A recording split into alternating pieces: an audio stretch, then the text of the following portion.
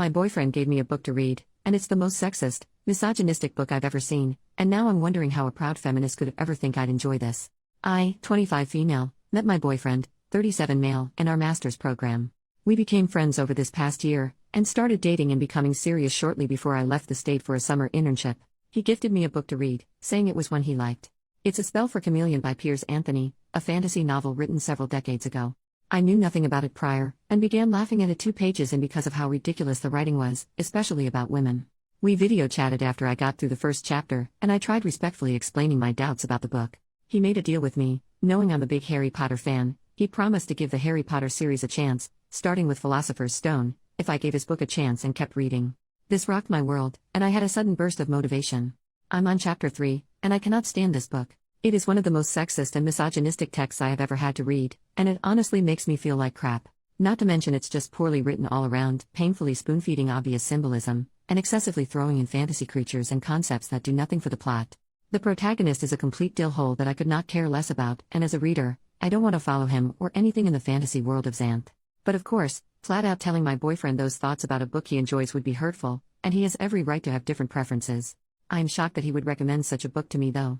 He is a respectful and educated man, treating me very well, and identifying as a proud feminist. This recommendation was out of left field. Does he not remember how hurtful the author's writing on women is? Did he read it at a young age, and has since grown? I can't expect him to hold his end of the bargain and read Harry Potter, which is fine, especially if it means not having to put myself through Piers Anthony's poor excuse for writing ever again. I like my boyfriend a lot. How do I respectfully tell him why I cannot invest in this book anymore? It's important to me that he realizes the negative messages being suggested, but I want to do this without insulting his taste or making him feel at fault. Edit to add why the book is horrible. Example 1. I like beautiful girls, he said. And I like smart girls. But I don't trust the combination. I'd settle for an ordinary girl, except she'd get dull after a while. Sometimes I want to talk with someone intelligent, and sometimes I want to, he broke off. Her mind was like that of a child, it wasn't really right to impose such concepts on her. Example 2. That's the point, he said. I like variety. I would have trouble living with a stupid girl all the time, but you aren't stupid all the time. Ugliness is no good for all the time, but you aren't ugly all the time either. You are variety.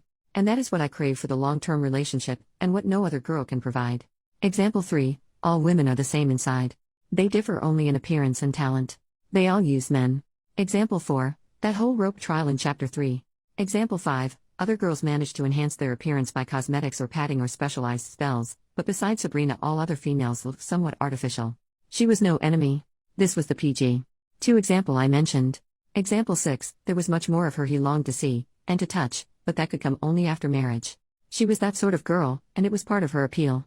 The girls who had it didn't need to put it on casual display. PG. 3. Update 3 days later. I went through every comment, and took them all into consideration. Thank you all for your thoughts. We video chatted the other night, and the topic came up. I started by saying I liked him a lot and really do appreciate how much he's willing to share with me. He caught on to where I was going with this, and started laughing. Then I started laughing. And I realized how silly small of a thing this all was. I guess I didn't want to risk hurting his feelings. When the reason why I didn't like the book came up, I explained, and he totally understood. It's been at least a decade since he's read the book, and he can see where I would feel uncomfortable. He will still consider reading the first Harry Potter book, since I gave his book a chance. And being a single dad, his kids also like the series, so it would be a chance for him to connect more with them.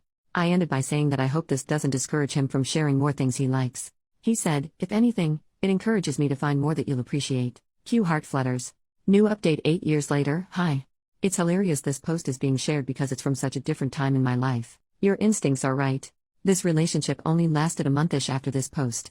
I took an opportunity to live and study abroad for a few months, and it was clear that he didn't want anything that deep, dodged any conversation that required vulnerability, didn't like that I wasn't always 100% perky, etc. I also had a rough breakup before this, and wasn't making the best judgment calls when it came to dating. I could have caught a few more things about him that give similar concerns now as this book recommendation then. So I called it off. Oh my god, then he suddenly wanted to make it work, and kept it up for over a year after the breakup. We weren't even together that long. He would text me as if we never ended, and I would shut it down. He eventually stopped, but I still get occasional notifications on LinkedIn that he viewed my profile. I'm now happily married to someone my age. Not knocking appropriate relationships with age gap, I'm good friends with a couple who are 12 years apart, but I dodged a bullet, folks. Thanks for giving me a good laugh with this flashback.